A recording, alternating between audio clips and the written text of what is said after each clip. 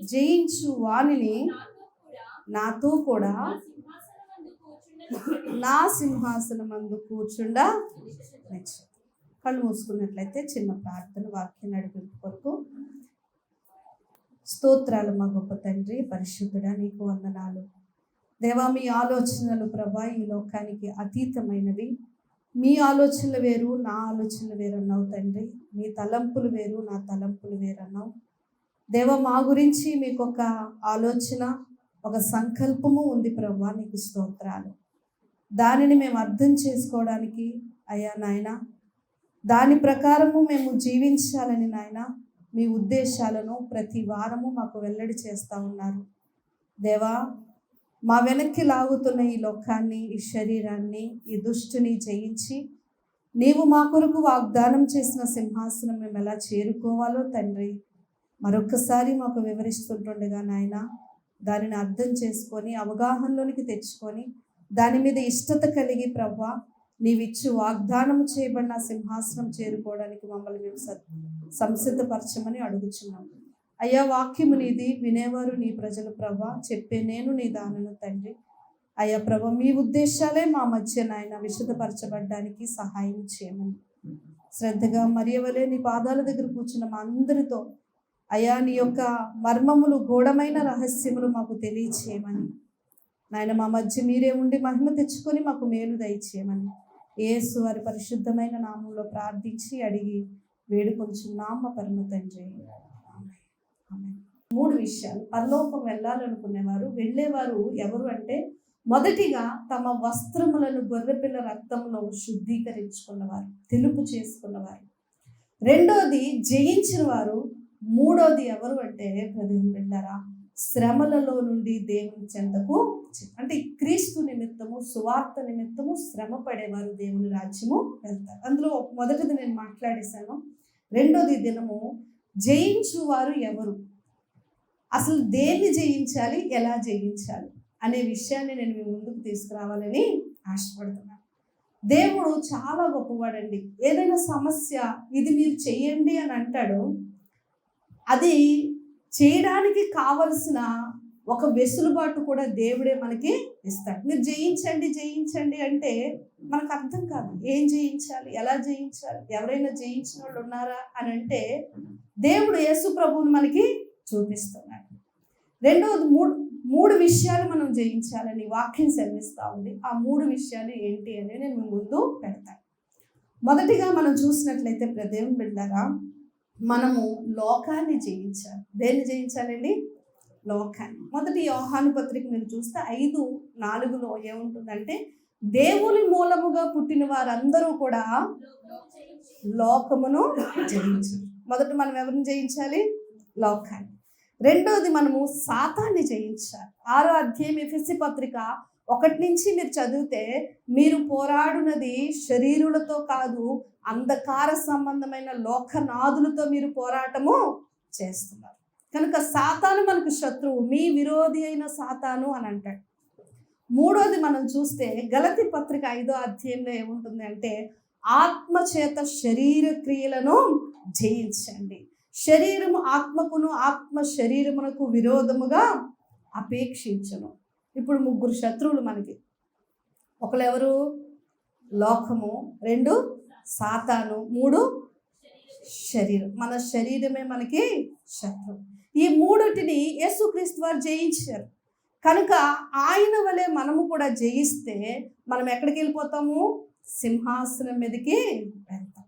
కనుక మరి ఎలా జయించాలనేది వాక్యమే చెప్తుంది. కనుక కొన్ని విషయాలు మనం నేర్చుకుందాం. మొదటిగా దేవుని బిడ్డలారా, లోకాన్ని జయించడం ఎలా అనేది మనం ఆలోచన చేస్తే, మనం ఎక్కడ బ్రతుకుతున్నాము అంటే పతనమైపోయిన ప్రపంచంలో బ్రతుకుతున్నాం. ఏ ప్రపంచం అండి ఇది? పాప పతనం. ఆదాము కాలంలోనే పాపం వచ్చింది. పాపము ద్వారా మనం అందరం పతనమైపోయాం. ఓడిపోయిన ఈ లోకములో మనము బ్రతుకుతున్నాం. పాపము పతనమైపోయిన ఈ లోకపు విధానాలు ఎలా ఉంటాయి అంటే దేవుని వాక్యానికి పూర్తిగా వ్యతిరేకంగా ఉంటాయి. లోకపు పద్ధతులు ఎలా ఉంటాయి? మనకి వ్యతిరేకంగా ఉంటాయి.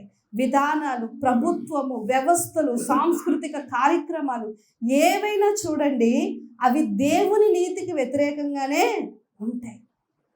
కనుక లోకాన్ని జయించడం అంటే లోకంలో ఏదైతే జరుగుతుందో, దేవుని వాక్యానికి ఏదైతే వ్యతిరేకంగా జరుగుతుందో దాన్ని జయించటము, దాన్ని చేయకుండా దేవుడు చెప్పిన నీతిని జరిగించటమే లోకాన్ని జయించటం.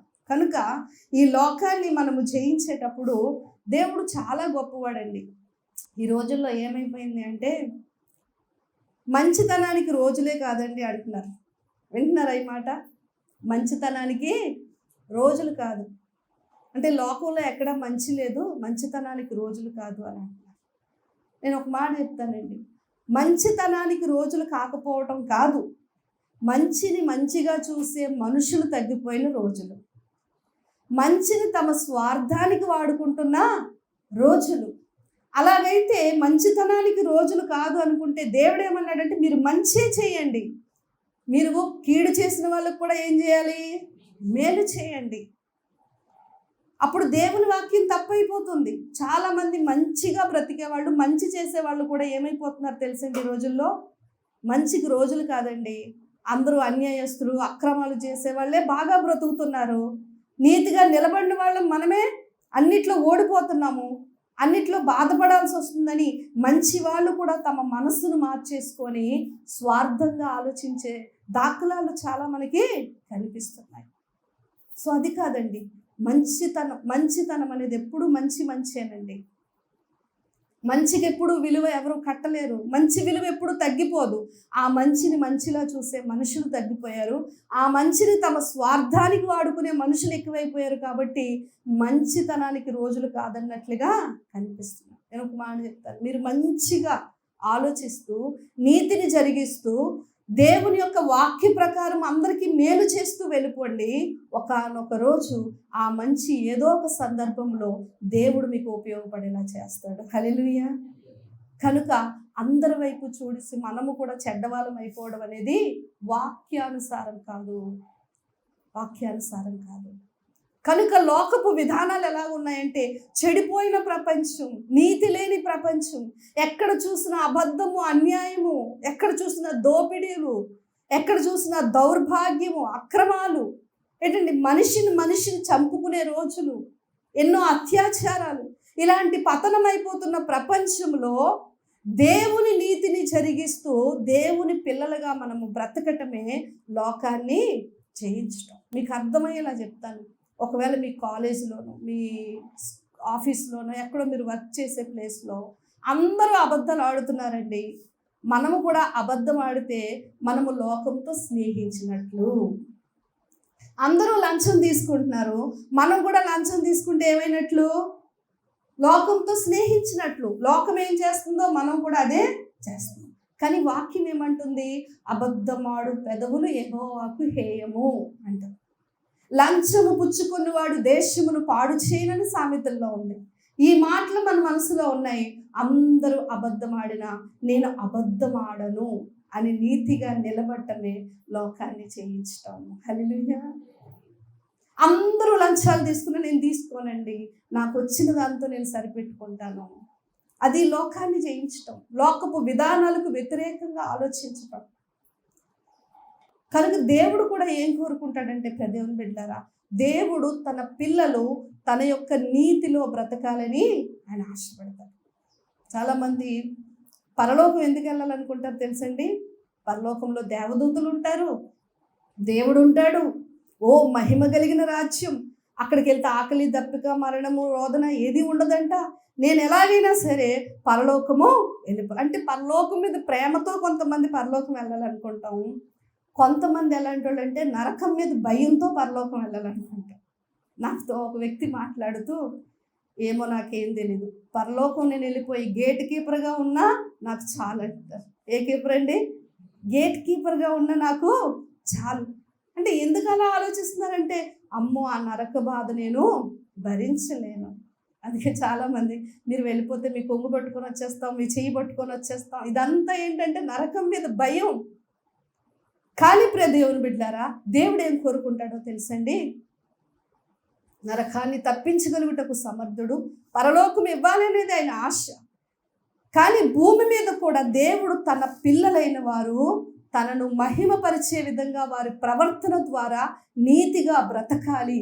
వీరు దేవుని పిల్లలు, వీరు అబద్ధం ఆడరు, వీరు పరిశుద్ధంగా ఉంటారు, అయ్యా వీరి జీవిత విధానం వేరు, వీరి బ్రతికే తీరు వేరు, వీరి మాట వేరు, వీరి క్షమాపణ వేరు, వీరి ప్రేమ వేరు అని లోకము మనల గురించి తెలుసుకొని వీరు దేవుని పిల్లలు అని అంటారు. చూసారా, అక్కడ ఎవరి నామం మహిమపరచబడుతుంది? దేవుని నామం.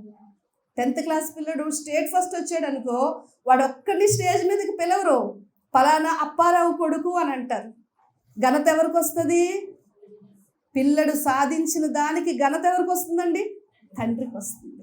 అలాగే దేవుడు కూడా ఆయన నమ్ముకున్న పిల్లలమైన మనము లోకపులో మన జీవన విధానాన్ని చూసి కొంతమంది వీరు దేవుని నమ్మిన వారు కాబట్టి ఇంత బాగా బ్రతుకుతున్నారు, వీరు దేవుడు గొప్పవాడు అని మనల్ని బట్టి ఆయన్ని ఘనపరుస్తారు. చూసారా, అలా మనం బ్రతకాలని ఆశపడుతున్నాడు. హల్లెలూయా.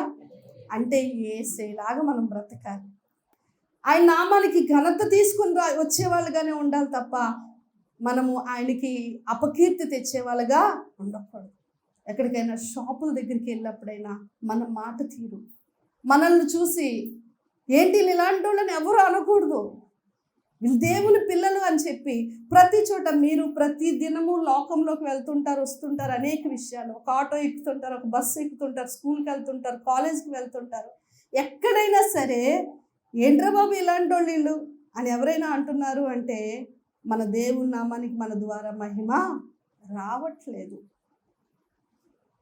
మన దేవుని నామానికి మహిమ రావాలి, మహిమ వచ్చే విధంగా మనము బ్రతకాలి. అందుకు దేవుడు వాక్యము అనే క్రమాన్ని మనకి ఇచ్చాడండి. హెబ్రీ పత్రిక 1వ అధ్యాయము 8వ వచనంలో దేవుడు ఒక మాట అంటున్నాడు. యేసు ప్రభు గురించి మాట్లాడుతూ ఆయన రాసిన మాట ఏంటి అంటే 1వ అధ్యాయం 8వ వచనం ఒకసారి చూడండి.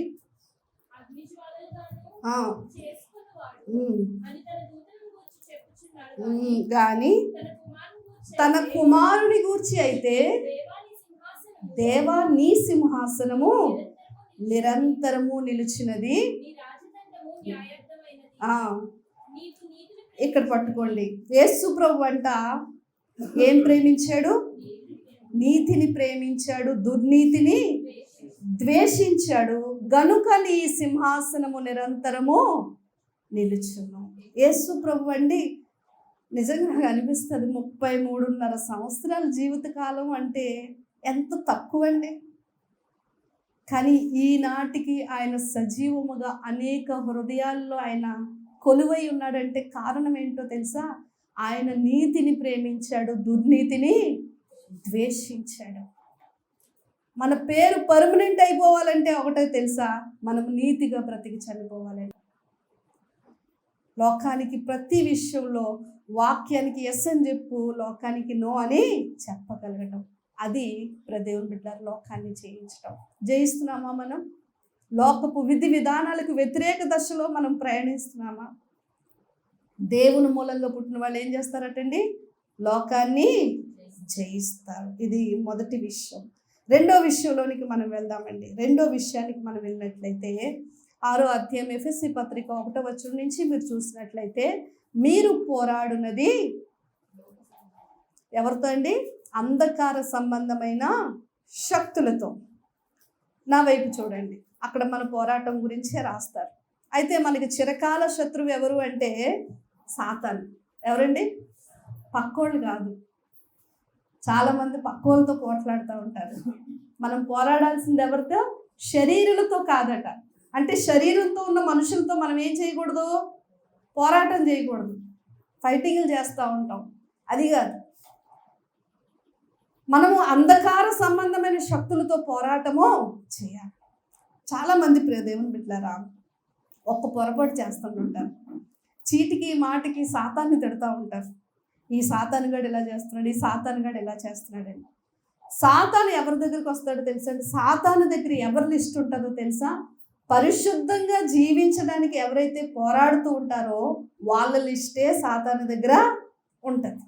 అందరి పేర్లు వాడి దగ్గర పెట్టుకోడు, వాడు కూడా మెమొరీ లాస్ చేసుకోడు. వీళ్ళందరూ నాకు అంత అవసరం లేదు, వీళ్ళు నాతోనే ఉన్నారని పక్కన పెట్టేస్తాడు. ఎవరైతే ప్రార్థిస్తూ వాక్య ప్రకారము జీవిస్తూ దేవుని కోసం ఎవరైతే ఆరాటపడుతూ ఉంటారో వాళ్ళ లిస్ట్ అంతా ఎవరి దగ్గర ఉంటుందండి? సాతాను దగ్గర ఉంటుంది. ఆ పరిశుద్ధుల లిస్టులో దేవుని బిడ్డలారా మనం ఉండాలి, మనము ఉండాలి. పాపం చేస్తూ కూడా మనం సన్నిధికి వెళ్ళి వచ్చేసినా మనం ఎవరో సాతానికి అవసరం లేదు, పట్టించుకోడు.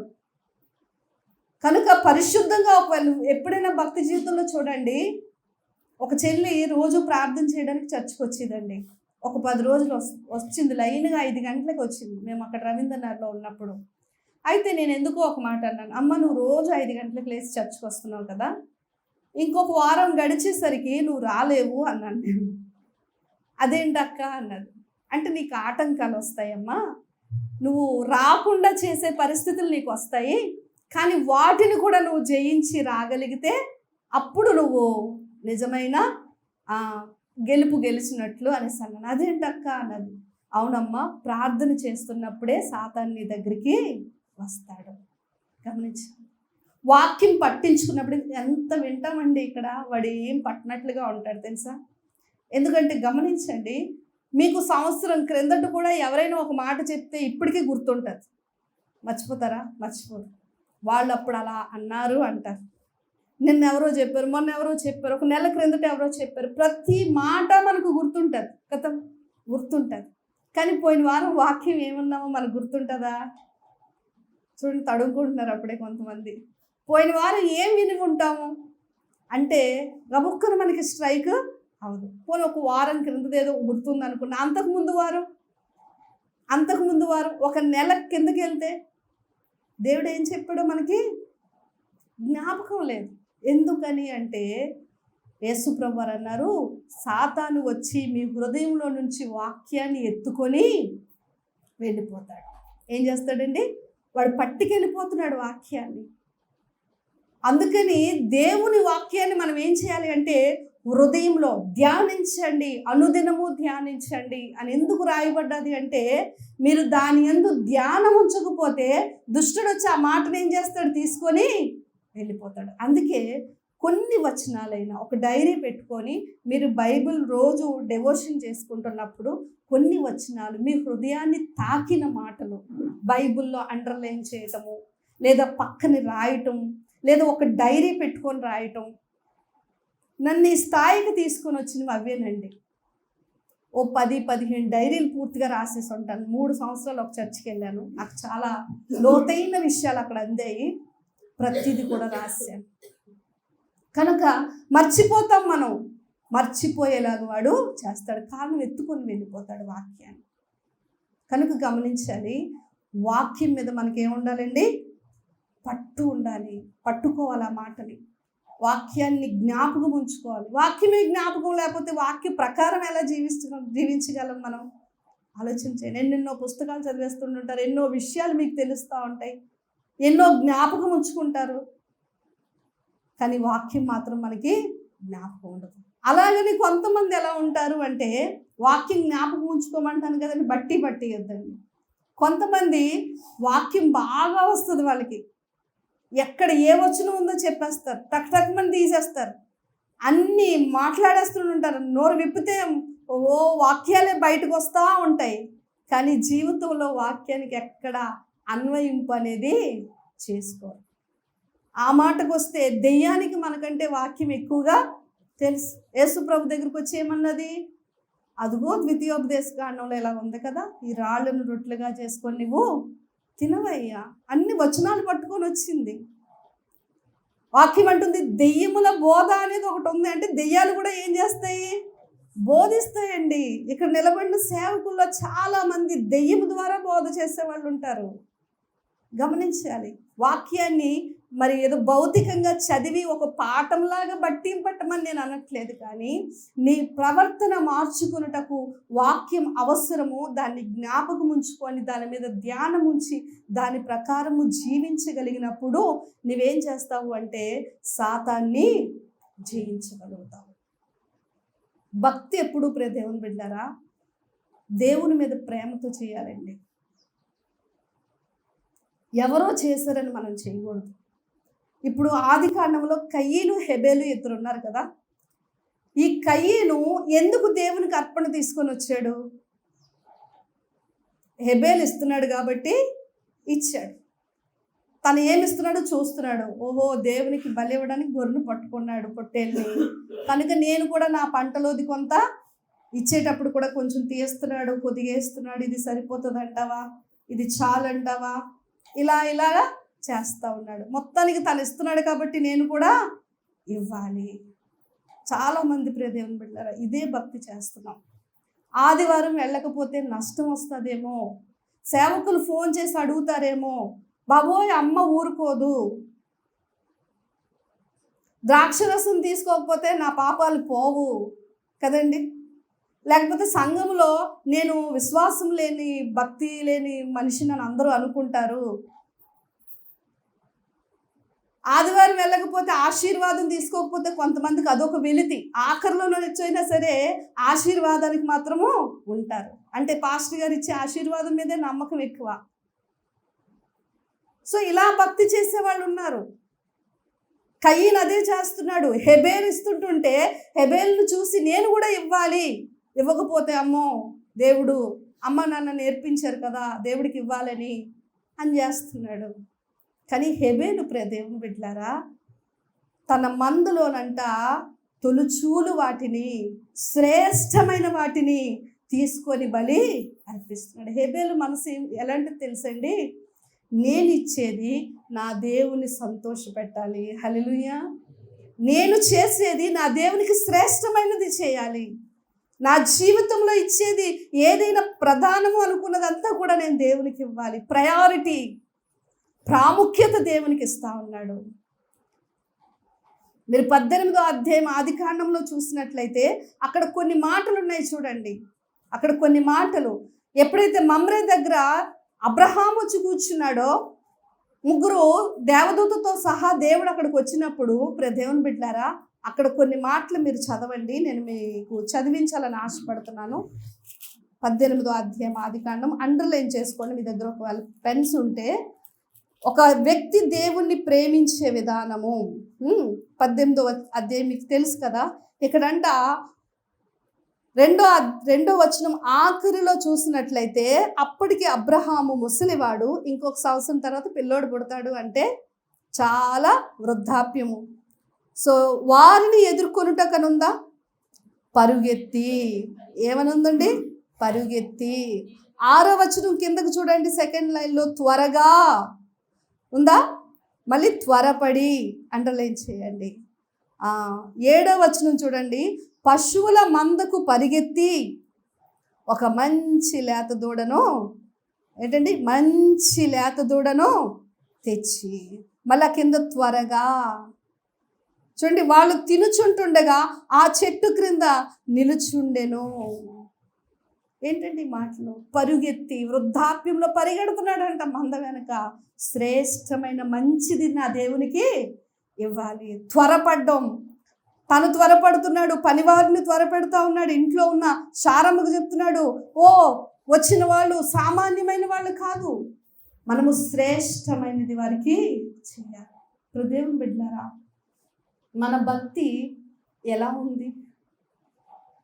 దేవుని సంతోషపెట్టాలి అని భక్తి చేస్తున్నామా, లేకపోతే అందరూ వెళ్తున్నారని వెళ్ళడం, అందరూ ఇస్తున్నారు, అందరూ చేస్తున్నారు, చెయ్యకపోతే నష్టం వచ్చేస్తుంది అని చేస్తున్నామా? ఈరోజు ఒక ప్రశ్న వేసుకోండి. దావీదు అనే భక్తుడు ప్రార్థన చేస్తున్నాడు, ప్రభువా నన్ను పరిశీలించయ్యా, నన్ను పరిశోధించు తండ్రి, నన్ను పరీక్షించు. ఏంటండి మాటలు, నన్ను పరిశీలనగా చూడు, పరీక్షించు, పరిశోధించు, నీకు ఆయాసకరమైనది ఏదైనా ఉంటే తీసివేయి. ఎక్కడైనా నిన్ను బాధ పెడుతున్నానా, ఎక్కడైనా నీకు దుఃఖాన్ని కలిగిస్తున్నానా, అదంతా తీసివేయి. భక్తుల యొక్క భక్తి అండి ఇది. హెబేలు మనస్సులో నా దేవుని సంతోషపెట్టాలి. మన భక్తి ఎవరిని సంతోషపెట్టాలండి? దేవుని. ఇదే టార్గెట్గా పెట్టుకోండి. మనం ఏమి చేసినాను ఆయనకి సంతోషం రావాలంతే. మనుషుల కోసమో ఎవరో ఏదో అనుకుంటారని మనం చేసే భక్తి వద్దు. రెండోది ఇక్కడ చూడండి, ఎప్పుడైతే ఒక వ్యక్తి దేవుణ్ణి ప్రేమిస్తారో ఆ వ్యక్తిని ఇతరులు అనుకరిస్తారు. ఏం చేస్తారండి? అనుకరిస్తారు. హెబేలు నిర్ణయం తీసుకున్నాడు బలి ఇవ్వాలని. ఇప్పుడు కయీన్ ఏం చేస్తున్నాడు? అతనిని అమ్మో తను ఇచ్చేస్తున్నాడు, నేను కూడా ఇవ్వాలి, తను చేస్తున్నాడు కాబట్టి నేను కూడా చెయ్యాలి, అనుకరిస్తూ ఉన్నాడు. నిన్ను అనేక మంది ఫాలో అవ్వాలి అంటే మనం సొంత డబ్బా కొట్టుకోవాల్సిన అవసరం లేదు. మన గొప్ప మనం చెప్పుకొని దానికోసం తాపత్రయపడాల్సిన అవసరం లేదు. నువ్వు పరిశుద్ధంగా దేవుని వాక్యానుసారంగా జీవిస్తూ వెళ్ళిపో, అనేకులు నిన్ను వెంబడిస్తారు. బబులోన్లో ఉన్నారండి ఎవరు? దానియేలు, షడ్రకు, మేషకు, అబేద్నెగో. షడ్రకు, మేషకు, అబేద్నెగోలకు అంత ధైర్యం ఎలా వచ్చిందంటారు? ఆల్రెడీ దానియేలు మొదట దేవుని కొరకు నిలవబడ్డాడు. సింహాల బోన్లోకి వెళ్ళడానికైనా తెగించాడు కాబట్టి, ఓహో దానియేలును కాపాడాడు కాబట్టి దేవుడు మమ్మలను కూడా కాపాడు. ఆయన నిలబడ్డాడు కాబట్టి మేము కూడా నిలబడాలి. నిన్ను అనుకరిస్తారు. నువ్వు ప్రతి ఒక్కరికి ఒక పాఠంగా నిలిచిపోతావు. నిన్ను అడుగుతారు సలహా, ఎలా బ్రతకాలో నీ దగ్గరికి వచ్చి నేర్చుకుంటారు. అలా ఒక ఎగ్జాంపుల్గా మనము ఉండాలండి ప్రతి విషయంలో కూడా. అప్పుడు మనం ఏమీ సాతానికి వేరే వాడి మీద మనం తిరిగి అటాక్ చేయాల్సిన అవసరం లేదు. వాక్య ప్రకారము మనం జీవిస్తూ వెళ్ళిపోతే వాడు మన దగ్గర ఏమైపోయినట్లు? ఓడిపోయినట్లు. అంతే కదండి. యోబు దగ్గరికి వచ్చాడు, ఏ విధము చేతనైనా యోబును పడగొట్టాలని చూశాడు. ఆఖరికి యోబు అండి చివరి నిమిషంలో కూడా దేవుణ్ణి విడిచిపెట్టలేదు. హల్లెలూయా. యోబుకి మందిరం ఉందా? పాస్టర్ గారు ఉన్నారా? వచ్చిన స్నేహితులు కూడా ఏమైనా ఆదరిస్తున్నారా? నువ్వేదో పాపం చేసావు అందుకే నీకు ఇలాగా అవుతుందని ఎత్తు పొడుస్తూ ఉన్నారు. సొంత భార్య వచ్చి ఏంటి ఇంకా యథార్థతను విడిచిపెట్టరా బయటికి, ఎవరి నుంచి ఎంకరేజ్మెంట్ లేదండి. దేవుని బిడ్డలారా, అట్టి శ్రమల్లో కూడా యోబు ఏం చేశాడు అంటే దేవుణ్ణి బట్టి నిలబడగలిగాడు. సాతాను యోబుని భరించలేకపోయింది. హల్లెలూయా. అయ్య బాబో, ఇలాంటి వాళ్ళ జోలికి మాత్రం నేను వెళ్ళకూడదు. ఎంత శ్రమ వచ్చినా, ఎంత కష్టం వచ్చినా, ఎలాంటి పరిస్థితి వచ్చినా అండి, నేను దేవుని కొరకు ఖచ్చితంగా నిలబడతానని నువ్వు నిలబడు, అదే సాతాను మీద నువ్వు విజయం సాధించినట్లు. వాక్యం కోసం నిలబడు, దేవుని కోసం నిలబడు, పరిశుద్ధంగా నిలబడు. ఏ శ్రమ వచ్చినా పౌలు అంటాడు, ఇదో పైన ఉన్నవు కానీ భూమి మీద ఉన్నవు కానీ ఏది కూడా ఆయన ప్రేమ నుంచి నన్ను ఏమాత్రము ఎడబాప నేరదు, ఏది కూడా దేవుని నుంచి నన్ను వేరు చేయలేదని చెప్పగలుగుతున్నాడండి. భక్తుల జీవితాలు అవి. తుమ్మితో ఊడిపోయే ముక్కులాగా ప్రతిదానికి దేవుడు ఉన్నాడంటావా? సాయం చేస్తాడంటావా? ఏం భక్తులండి, ఎంత ప్రార్థన చేస్తున్నాను ఏమీ జరగట్లేదు. ఇలాంటి నిష్ఠూరంతో కూడిన మాటలు మనకి రాకూడదు. అది సాతానికి నువ్వు బలం ఇచ్చినట్లు అవుతుంది. గమనించు. సాతాను మీద నువ్వు జయం పొందాలంటే ఒక్కటే ఒకటి, వాక్య ప్రకారము నీవు జీవించంతే. వాడు ఓడిపోతాడు. 2 విషయాలు చెప్పుకున్నాం. లోకాన్ని జయించాలి, రెండోది సాతాన్ని జయించాలి. ఇప్పుడు మూడోది, ఏదో ఊర్లో ఉన్న వాళ్ళందరినీ పట్టుకోవచ్చు కానీ ఇంట్లో ఉన్న దొంగని పట్టుకోలేమంటారు తెలుసా? అలాగా వీళ్ళెవరో కాదు, మనతోనే ఉంటాడు. మన శరీరమే మనకొక శత్రువు. 5వ అధ్యాయం గలతీలో ఉంది కదా, శరీరం ఆత్మకును ఆత్మ శరీరమునకును వ్యతిరేకంగా అపేక్షించును. మీరేం చేయాలంటే ఆత్మ చేత శరీర క్రియలను జయించండి. అన్నీ బాగున్నప్పుడు మనకు కోపం రాదు. ఎవరైనా మనకి పడని మాట మాట్లాడారనుకో, నా సంగతి నీకు తెలియదు అంటాం. ఏంటి? నా సంగతి నీకు తెలియదు అంటే సంగతి ఏదో లోపల ఉందన్నమాట. నేను చాలామందిని ఇలా చూసి మోసపోయాను తెలుసండి. వీళ్ళు చాలా భక్తిగా ఉంటారు, వీళ్ళకి ఎంతో నెమ్మది, వీళ్ళు ఎంతో చాలా ఇదిగా ఉన్నారు. ఒక్కొక్కసారి వాళ్ళకి కోపం వచ్చేటప్పుడు చూస్తూ ఉంటానండి, అసలు రూపము బయటికి వస్తూ ఉంటుంది. అపరిచితుడు అంటారు కదా, లోపల ఉన్న అపరిచితుడు బయటికి వస్తాడు. కనుక దేవుని బిడ్డలారా, శరీరాన్ని జయించడం అనేది సాధారణమైన విషయము కాదు. అందుకని ఆత్మ సహాయాన్ని దేవుడు మనకి అనుగ్రహించాడు. కోపం తెప్పిస్తే కోపం రాకపోతే ఏమొస్తుందండి అంటారు. యేసు ప్రభుకు కోపం తెప్పించారా లేదా? ఏమంటే ముఖం మీద ఉమ్మేసేస్తే ఎవరండి తుడుచుకుంటారు? చేయని పాపానికి ఏ నేరము చేయలేదని రుజువైనా కూడా కొరడా దెబ్బలు కొట్టారు, వేళన చేశారు, ముళ్ళ కిరీటం పెట్టారు, ఈడ్చుకుంటూ వెళ్ళిపోతున్నారు. ఆయనకు లోపల ఉన్న ఆ యొక్క భావాలు దెబ్బతినేలా మాట్లాడుతున్నావు. నువ్వు యూదుల రాజువా, నిన్ను నువ్వు విడిపించుకో, రెచ్చగొడుతున్నట్లు మాట్లాడుతున్నారు. కానీ ఆయన నోరు తెరవలేదు. నోరు తెరవలేదటండి. అది నిగ్రహం అంటే. ఇది ఎవరి వల్ల వస్తుంది తెలుసండి? ఆత్మ చేత నింపబడినప్పుడు ఇది బలవంతంగా నువ్వు కంట్రోల్ చేసుకోవు. చెప్తున్నాను, కోపాన్ని కంట్రోల్ చేసేసుకుంటే బీపీలు షుగర్లు వస్తాయి. దేవుడు మళ్ళీ రోగగ్రస్తులు అయిపోమని చెప్పడు. ఏమంటే ఏది బయటికి అరవకపోతే, అరిచిన వాళ్ళంటే ఆరోగ్యంగా ఉంటారటండి. ఈ మధ్య విన్నాను నేను. అన్ని బయటకు అరిచేస్తున్నారు అనుకోండి, కోపం వచ్చినప్పుడల్లా అరిచేస్తూ ఉంటే, బయటికి చెప్పేస్తూ ఉంటే, వాళ్ళ టెన్షన్లన్నీ అందరి మీద వేసేస్తుంటే వారు హెల్తీగా ఉంటారంట. అన్ని లోపల పెట్టుకున్న వాళ్ళు ఏమైపోతారంట? అనారోగ్యం పాలైపోతారట.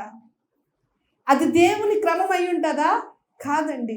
లోపల ఉన్న పరిశుద్ధాత్మ దేవుడు అవతల వాళ్ళు నిన్ను తిట్టుతున్నా కూడా వారు ఏ స్థితిలో ఉన్నారు అనేది నీలో ఉన్న ఆత్మ నీకు అయ్యో శరీరంతో ఆలోచిస్తున్నారే వీళ్ళు, శరీర సంబంధులుగా ఆలోచిస్తున్నారే, ఎదగని పసితనంలో ఉన్నారే, వాళ్ళని చూసి మనకి జాలేస్తూ ఉంటుంది. అలాంటి స్థితికి దేవుడు నిన్ను తీసుకొని వెళ్తాడు. అందుకే ఇంద్రియ నిగ్రహం కలిగిన ఆత్మను యేసు ప్రభువారు సిలువ మీద ఉన్న సంపూర్ణమైన ఆత్మతో నింపబడిన వాడు. క్రింద ఉన్న వాళ్ళందరూ శరీరముతో ఆలోచించేవాళ్ళు. కనుక ఆయన ఏమంటున్నాడంటే, తండ్రి వీళ్ళు ఏమి చేయించున్నారో వీరు ఎరుగురు కనుక వీరును. వారు ఎరగరండి, ఎరుగుదురు. కొట్టడం వాళ్ళకి తెలీదా? అంత హేళన చేస్తుంటే ఊరికే చేస్తున్నారా? వాళ్ళకి కోపం లేకుండా అలా చేస్తున్నారా? అన్నీ తెలిసే చేస్తున్నారు. మరి ప్రభువు ఎందుకు వారు ఎరగరు అని అంటున్నారు అంటే, వారికి ఆత్మ లేదు, వారు శరీర సంబంధులుగా ఉన్నారు. వారు ఆత్మ సంబంధమైన ఆ అవగాహన వారికి తెలియదు. దేవుడికే ఇలా చేస్తున్నాము అనే సంగతి వారికి మరుగై ఉంది. కనుక పసిపిల్లలు ప్రభువా, వారు శరీరంతో ఆలోచిస్తున్నారు, వాళ్ళు ఏం చేస్తున్నారో వారికి తెలియదు. కనుక వారిని క్షమించండి. ఆత్మ శరీరం. భర్త ఆత్మలో ఎదగలేని వాడైతే, భార్య ఆత్మలో ఎదిగిన బిడ్డ అయితే, వాళ్ళు తిడుతున్నప్పుడు ఓహో వీళ్ళు ఇంకా పసితనంలో ఉన్నారు, ఎదిరించలేము. దేవుడి నీతి చాలా బాగుంటుంది. దేవుడు పెట్టిన క్రమం చాలా బాగుంటుంది. మనకు ఒక అవగాహన వచ్చేస్తూ ఉంటుంది. మన పిల్లలే మన మాట వినలేనప్పుడు, మనకి కోపం వచ్చే సందర్భాలు ఎదురైనప్పుడు దాన్ని అణుచుకోవాల్సిన అవసరం లేదు. లోపల ఉన్న పరిశుద్ధాత్మ దేవుడు వాళ్ళ కోసం ప్రార్థన చేయి, వారికి ప్రేమతో చెప్పు. వారు నీవు దాటుకొని వచ్చిన పరిస్థితులు ఇంకా దాటలేదు. ఈ అవగాహనలోకి వచ్చినప్పుడు ఎవరి మీద మనకి ఏమాత్రం కోపమో రాదండి, రాదు. ఎంత ఆనందంగా ఉంటుందో తెలుసా? ఆత్మతో నడిపింపబడితే ఆరోగ్యాలు పోవు, ఆనందంగా ఉంటాం. హల్లెలూయా. కనుక శరీర క్రియలు నశించాలి. ఈ శరీరము చెడ్డది. యేసు ప్రభువారు సిలువ వేయబడినప్పుడు శరీర స్వభావం సిలువ వేయబడింది, కానీ దాని క్రియలకు సిలువ వేయబడలేదు. శరీర స్వభావాన్ని ఆయన చంపాడు, కానీ దాని క్రియలు మిగిలి ఉన్నాయి. అంటే ఈ శరీరాన్ని నువ్వు జయించగలవు, నీ పనుల మీద నీవు జయాన్ని పొందుకోగలవు. ఆ కెపాసిటీ అనేది యేసు ప్రభువారు సిలువ ద్వారా నీకు ఇచ్చారు. దాన్ని నువ్వు వాడుకోవడం తెలియట్లేదు, అర్థం కాక ప్రదేశం పెట్టారా. ఈ శరీరము ఎలాంటిది తెలుసండి? దీన్ని సంతోషపెట్టడం మామూలు విషయమో కాదండి. దీనికి ఏది ఒకటి సరిపోదు. ఎంత మంచి డ్రెస్ వేయండి, పక్కోళ్ళదే చూస్తుంది. ఎంత చక్కగా తయారయ్యాలండి, మనకు మనం బాగానే ఉంటాము, కానీ ఇంకొకరితో కంపేర్ చేసుకుంటాం. ఓ అలాంటిది కట్టుకున్న బాగుంది, ఇంకా అలా ఉంటే బాగుంది. ఒక వేలుకు ఉంగరం పెట్టండి, లేకపోతే నోరు మూసుకొని ఊరుకుంటుంది. ఒక దానికి పెడితే నెక్స్ట్ స్కీమ్లో కదా. ఈ మధ్య అంటే ఒకటి విన్నాను, గోల్డ్ షాపుల్లోనే ఒక ఆఫర్స్ ఏంటంటే, నెల ఇంతని కడితేనంట మన డబ్బులన్నీ ఒకసారి పోగేసి వాళ్ళు మనకు ఒకసారి గోల్డ్ ఇస్తారనమాట. అంటే ఇది కూడా బాగుంది కదా. కొంతమంది అవసరం కోసం కొనుక్కుంటారు, అది వేరే సంగతి. కానీ ఒకదానితో ఒకటి అలంకరణ అలంకరణ అలంకరణ, అదొక పిచ్చిగా శరీరం మనల్ని నడిపించుకుంటూ వెళ్ళిపోతుంది. ఈ శరీరానికి మనం చెప్పాలి, ఇది నీకు చాలు, ఇంత నీకు చాలు, సరిపెట్టుకో. ఒక మాట చెప్తాను, మీరు ఎవరైనా ఆత్మ స్వభావంలో శరీరాన్ని జయించి ఎదగాలనుకుంటున్న వాళ్ళకి శరీరం ఎలాంటిదో తెలుసంటే ఒక చిన్న పిల్లల లాంటిది. చిన్నపిల్లల గురించి లోకంలో ఒక మాట ఉంది, మొక్కై వంగనదే మానై. అంటే మొక్క వంగుతుందనే కదా, మొక్కగా ఉన్నప్పుడు వంగుతుందనే కదా. పిల్లలు చూడండి, ఏది అడిగితే అది వాళ్ళకి ఇవ్వడం మనం నేర్పించామనుకోండి, పెద్దవాళ్ళు అయిన తర్వాత వాళ్ళు అడిగింది ఇవ్వకపోతే వాడు గోడలు బద్దలు కొడతాడు, టీవీలు బద్దలు కొడతాడు, చేతులు పగలు కొట్టుకుంటాడు, అమ్మను కొడుతుంటుంటాడు, నాన్న కొడుతుంటాడు. ఎందుకంటే ఇంతవరకు అడిగిందంతా ఇచ్చాము, ఇప్పుడు నో అని చెప్తే సడన్గా వాడు లోపల ఏమవుతుందంటే హట్ అవుతాడు. కనుక మనం చిన్ననాటి నుంచి వాళ్ళకి ఇది అవసరం, ఈ టైంలో అవసరం, ఇంత అవసరం అని నేర్పించుకుంటూ వచ్చినప్పుడు పెద్దవాళ్ళు అయిన తర్వాత కూడా ఓహో అమ్మ నాకు అవసరమైతే తప్పకుండా ఇస్తుంది అని అర్థమవుతుంది కదా వాళ్ళకి. అది ఈజీ, పిల్లల్ని పెంచే విధానంలో అదొక ఈజీగా మనం నేర్చుకోవాల్సిన విషయం. అలాగే శరీరం కూడా కొన్నిసార్లు దీనికి అవసరమైనప్పుడు మనం ఇవ్వటం, అవసరం లేదు అనుకున్నప్పుడు ఆ కోరికను మనం అక్కడికి చంపడం చేసామనుకోండి, కొంతకాలానికి శరీరం కూడా నాకు ఇది అవసరం లేదు అని అలవాటు చేసుకుంటుంది. హల్లెలూయా. పరిశుద్ధులు చాలామంది నిగ్రహంగా బ్రతకగలుగుతున్నారంటే కారణం అదే. వాళ్ళ శరీరానికి చెప్పారు, నేను ఆత్మతో నడిపింపబడాలి, నీ కోరికలన్నీ నేను తీర్చలేను, నువ్వు అనుకున్న ఆశలన్నీ నేను నీకు ఇవ్వలేను అని ఈ శరీరం అడిగేదానికి నో నో నో నో అని చెప్పుకుంటూ వస్తున్నారు. కనుక కొంతకాలానికి ఏమవుతుందంటే ఈ శరీరము ఇంకా నాకేమీ వద్దు వద్దు అని చెప్పగలుగుతుంది. ఇప్పుడు లోపల ఉన్న ఆత్మచేత శరీర క్రియలు ఒక్కొక్కటి చంపటం. మీరు గలతీ పత్రికలో ఒక మంచి మాట ఉంటుంది, చూడండి ఒకసారి. 5వ అధ్యాయము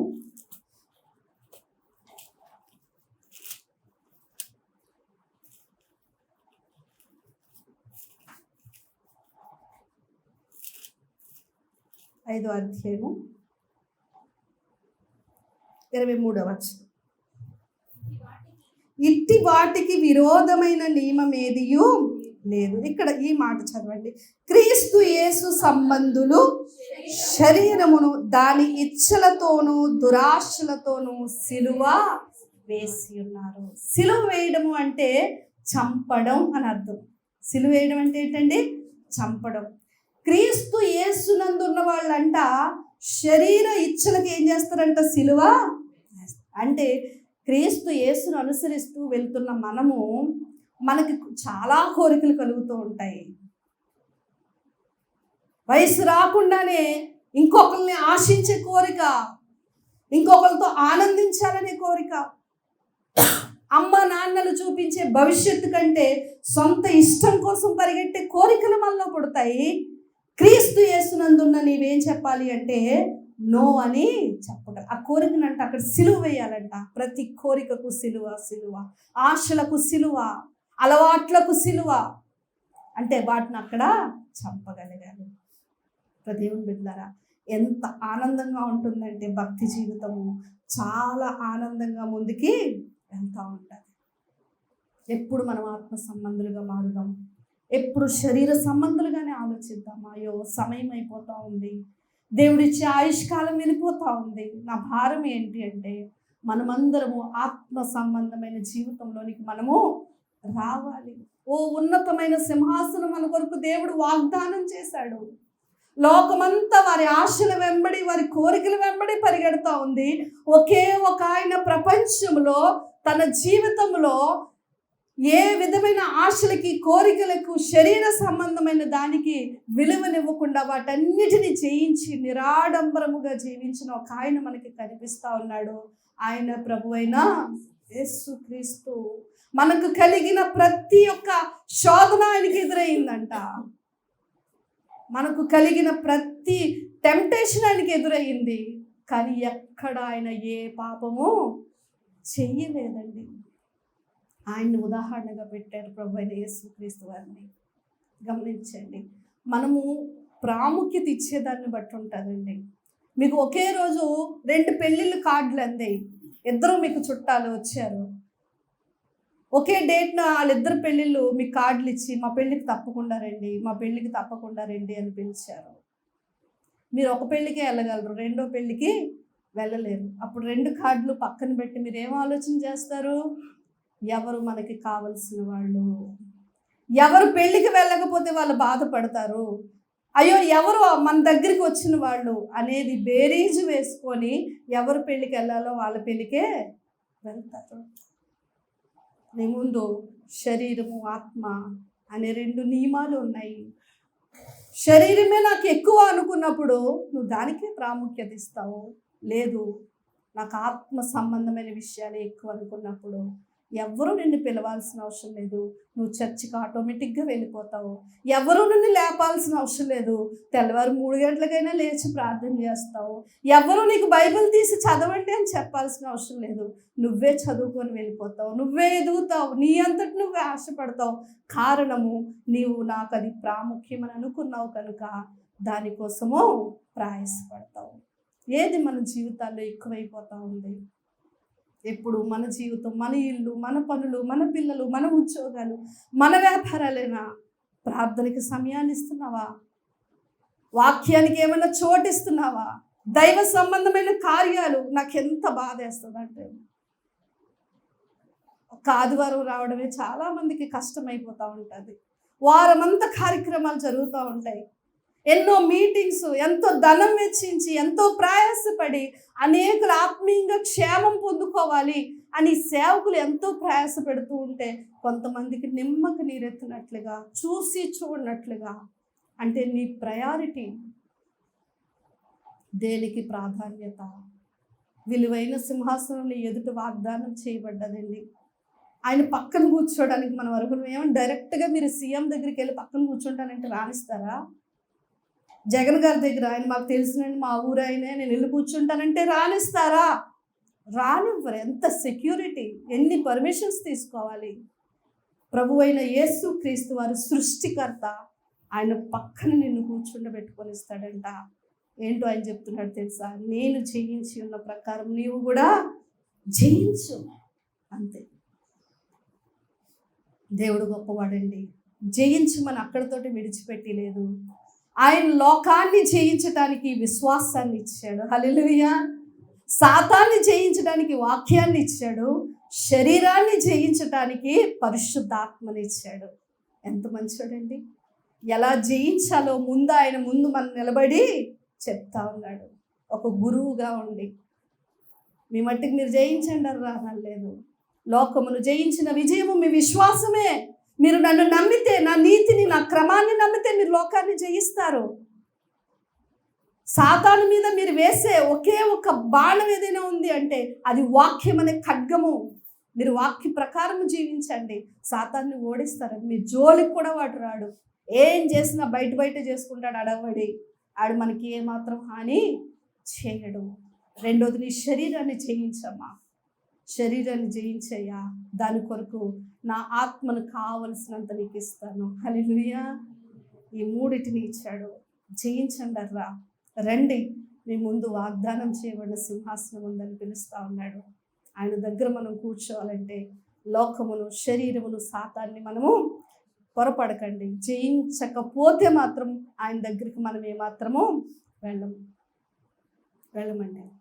మనకు చాలా ఆశలు ఉంటాయి, మనమేమి సామాన్యమైన వాళ్ళం కాదు. మనకి చాలా కోరికలు ఉన్నాయి. మనము అనేకలాగా ఆనందించాలి, లోకంలాగా సంతోషించాలని మన శరీరం మళ్ళీ ప్రోత్సహించి ముందుకు తోస్తూ ఉంది. కానీ వాక్యం వద్దంటా ఉంది. వాక్యం దేవుని నీతిని వేరేగా ప్రకటిస్తూ ఉంది. దానికోసం కట్టుబడి నిలబడినప్పుడు ఈ లోకంలో నువ్వు కోల్పోయిన దానికంటే దేవుని రాజ్యములో నువ్వు పొందుకున్నది కొన్ని వేల కోట్ల కంటే ఎక్కువ. హల్లెలూయా. ఆఖరిలో మీరు చూసినట్లయితే ఈ జయించడం గురించి దేవుడు మాట్లాడుతూ 2-3 అధ్యాయాల్లో అంటాడు. మీరు తర్వాత చదువుకోండి ఒకసారి. 2వ అధ్యాయం 3వ అధ్యాయం ఇంటికి వెళ్ళి జయించిన వారికి ఏమిస్తాను అంటున్నాడు అంటే, జయించిన వారికి ఆయన ఇచ్చే బహుమతులు పరదేశులో జీవవృక్ష ఫలాన్ని భుజింపనిస్తాడంట. ఏంటండి? జీవవృక్ష ఫలం. ఆదామును భుజింపకుండా అగ్ని జ్వాలలను వేసాడు చూసారా. అక్కడికి వెళ్ళి మళ్ళీ తినేసి మళ్ళీ బ్రతుకుతాడేమో అని ఆదాముకి ఇవ్వలేదు పర్మిషన్. ఎవరైతే జయిస్తారో వాళ్ళకి దేవుడు మళ్ళీ ఆ జీవవృక్ష ఫలాన్ని ఇస్తాడు. జయించు వానికి రెండవ మరణము నిశ్చంతగా ఉండొచ్చండి. వీటి ప్రకారం మనం జీవిస్తా, అమ్మో నేను నరకానికి వెళ్ళిపోతానేమో అని భయం లేదు. నీకు నిశ్చయముగా నరకం అనేది లేదు. నువ్వు డైరెక్ట్గా సింహాసనం దగ్గరికి వెళ్తావు. మరుగై ఉన్న మన్నాను నేను భుజింపనిస్తాను, జనముల మీద అధికారం ఇస్తాను, జీవ గ్రంథములో నీ పేరు రాయిస్తాను, సింహాసనములో నాతో కూడా ఉండనిస్తాను. ఎన్ని ఆశీర్వాదాలు. నా మందిరంలో నిన్ను ఒక స్తంభముగా చేస్తాను, ఒక ఎగ్జాంపుల్గా, ఒక కీర్తి నీకు ఇచ్చి నడిపిస్తాడు, అనేకులు ఎదుట నిన్ను వెలిగిస్తాడు. మనం చేయాల్సిందంతా ఏంటి అంటే జయించటం. మనసును వేసుకోండి. శరీరం చాలా చెడ్డది, శరీర స్వభావం చాలా చెడ్డది, దాని క్రియలు చాలా చెడ్డవి. ప్రభు అయిన యేసు క్రీస్తునందు ఆయనతో కూడా మృతి పొందిన వారమైతే ఆయనతో కూడా మనం తిరిగి లేపబడతాం. ఆయన ఏ విధంగా శరీర పరంగా చనిపోయాడో మనం కూడా ఈ శరీర విషయంలో చచ్చిన వాళ్ళమైతే, పౌలైతే అంటాడు, గోధుమ గింజ భూమిలో నాటబడి అది చచ్చితేనే కానీ మళ్ళీ వృక్షమై రాదు. ఈ గోధుమ గింజ లాంటి శరీరాలు ఈ లోకపరంగా ఆశల పరంగా మనం చచ్చినప్పుడు దీనిలో నుంచి ఒక మహావృక్షము లాంటి అక్షయ శరీరం ఒకరోజు రాబోతుంది. నిత్య ఆనందంలో ఆయనతో కూడా ఉంటాం. హల్లెలూయా. మీరందరూ అర్థం చేసుకున్నారని, మీరందరూ ఆత్మీయ జీవితం మీద దృష్టి పెట్టాలని, ప్రార్థనతో సాధించలేనిది ఏది ఉంటుంది. ప్రభు పాదాల దగ్గర మీరు మోకరించినప్పుడు ఆయన హృదయం అంతా మీకు అర్థమైపోతుంది. పరిశుద్ధాత్మ దేవుడే మిమ్మల్ని నడిపించుకుంటూ వెళ్ళిపోతాడు. నీకే అనేక పరిచయాలు ఇస్తాడు, మంచి సంఘాన్ని ఇస్తాడు, వాక్యము నీకు అందేలా చేస్తాడు, నువ్వు ప్రార్థించుకునేలా ప్రేరేపిస్తాడు, నీకు ఆత్మీయంగా ఎదగడానికి వచ్చే ఆటంకాలన్నిటినీ తొలగిస్తాడు, నిన్ను ఉన్నతమైన స్థితిలోనికి ఆయన తీసుకొని వెళ్ళిపోతాడు. అన్నీ ఆయనే చేస్తాడు. మనం చేయాల్సిందంతా ఏంటి? పోరాటము చేయాలి. పోరాటం చేద్దామా? పరలోకంలో మనందరము కనబడాలి అనేది నా ఆశ. సేవకులకి ఎలాగో ఆశ ఉంటుంది, దేవుని ఆశ. కళ్ళు మూసుకున్నట్లయితే ప్రార్థన చేసుకుందాం. విన్న వాక్యము నీ హృదయంలో ముద్రింపబడి దేవుడు మరొక్కసారి నీకేమి ఇవ్వబోతున్నాడో జ్ఞాపకం చేశాడు. నీవేమి చేయాలో అది కూడా జ్ఞాపకం చేశాడు.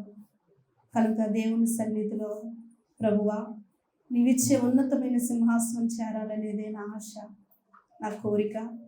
దాని కొరకు ఈ లోకంలో నాకు ఒక పోరాటం ఉందని తెలియచేసావు తండ్రి. వాటిని జయించుటకు కూడా నువ్వు విశ్వాసము, వాక్యము, పరిశుద్ధాత్మ అనే ఈవులను నాకు అనుగ్రహించి ఉన్నావు. వాటిని వాడుకొని నా వంతు ప్రయాస నేను పడడానికి నాకు సహాయం చేయ. లోకంతో స్నేహించి నీకు విరోధిగా నేను మారిపోకూడదు ప్రభా. సాతాను చేత ఓడింపబడి చేతకాని వాడిగా పాపంలో ఉండిపోకూడదు తండ్రి.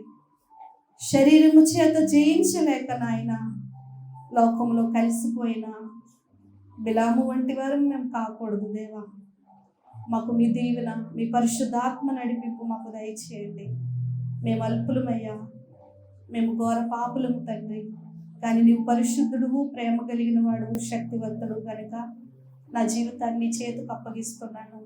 నీ వాగ్దానం చేసిన సింహాసనం చేరుకునేంత వరకు కూడా ఏ విధంగా నేను నడవాలో, ఏ విషయంలో ఎలాంటి నిర్ణయాలు తీసుకునేటప్పుడు నా వంతుగా నేను ఎక్కడ నాయనా ప్రభా వెనకాడాలో, ఎక్కడికి ఏ విషయంలో ముందుకు వెళ్ళాలో అనుదినము నీ నడిపింపు నాకు దయచేయి తండ్రి. విన్న వాక్యము మా హృదయ అంతరంగాల్లో పదిలపరచబడడానికి సహాయం చేయి. దుష్టుడు ఎత్తుకుని వెళ్ళిపోకుండానట్లు నీ కాపుదల దయచేయమని యెషయా చేసిన ప్రార్థనను నిత్యము మేము చేయగలుగుటకు సహాయం చేయండి. విను బుద్ధి మాలో పుట్టించండి తండ్రి. నీ పిల్లలందరినీ మీరు దీవించండి.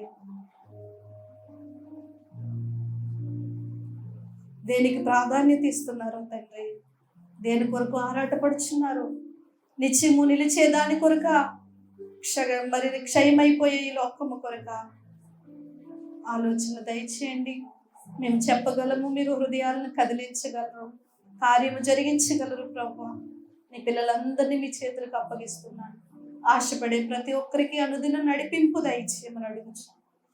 మీరే మహిమ తెచ్చుకోమని, మీ ద్వారా మేలు మాకు అనుగ్రహించమని యేసు నామములో ప్రార్థించి అడిగి వేడుకొనుచున్నాము పరమ తండ్రి. ఆమేన్.